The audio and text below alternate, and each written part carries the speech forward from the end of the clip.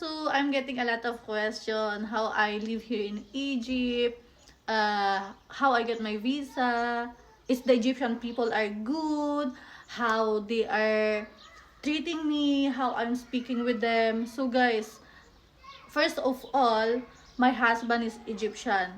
So I was working in UAE for 11 years, from 2013 to 2024.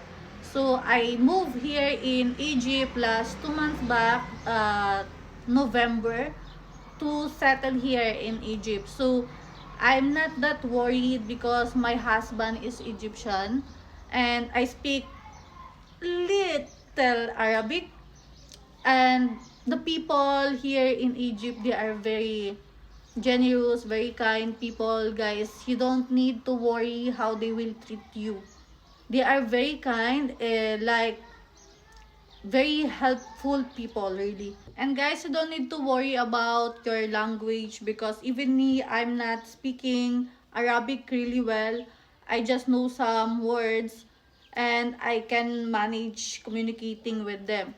And after sometimes you will also learn how to speak Arabic, and in Arabic language, Egyptian Arabic is the most easier and more understandable Arabic language, guys. That's it. And if your husband, guys, is Egyptian, you don't need to worry about your visa coming here in Egypt because automatically you will get 1 month free visa every year. You just need to go to the Egyptian embassy and apply for your visa.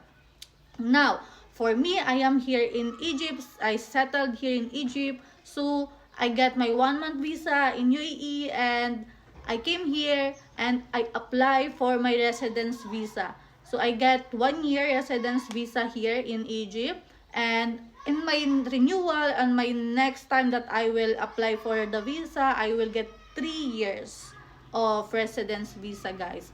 And also, I apply for my Egyptian ID as well. And the next time, I will apply also for my passport. Inshallah, guys. So, don't worry about living here in Egypt. Don't be scared because Egypt, like, they are very welcoming people, guys. And for everyone, guys, that asking me if I am happy here in Egypt, yes po, I'm really happy here in Egypt. I'm really happy staying in Egypt. I really love everything in Egypt, especially, guys, the food. I swear, you will really love the food of Egyptian, especially the hammam and fatta and bamya, bisalla, kebda. Guys, it's really so amazing, guys. So I can tell that I am really satisfied with their foods. I'm a food lover, guys. I really love the foods of Egypt. Next time, guys, I'm going to show you some Egyptian food.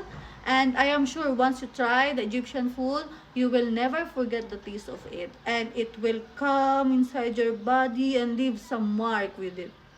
I swear, guys. Where do I live in Egypt? So, guys, this question, I'm getting this question a lot. So, I'm gonna tell you that I am living here in Egypt in a new city. So here in Egypt, every city, they are building a new cities. So in my place, I am living in some area that not crowded. Like, I was living in UAE before.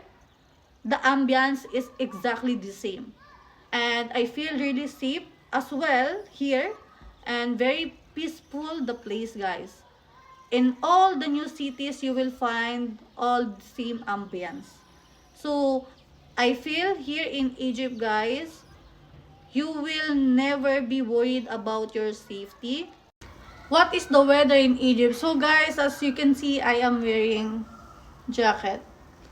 You should wear some heavy clothes if you're planning to visit Egypt at this time because it's winter. So, you should bring all of your heavy clothes when you're planning to visit Egypt, guys, because like me, I'm not used to this kind of weather. I'm coming from other country that it's not that much cold. I'm coming from UAE, guys, so I'm used to be in the weather of the hot weather, guys. So my blood is little bit hot. So if you're planning to visit here, guys, you should be more comfort on your clothes, bring all of your heavy clothes, guys. That's what I can just advise with you. So guys, I'm gonna answer all of your question again on my next video. Please follow me on my YouTube channel. I have 2 YouTube channel, guys. I'm gonna share with you the account. Please subscribe, like, and share my videos, guys. I will make more video for you about Egypt. I'll see you next time, guys. Have a nice day. Bye bye.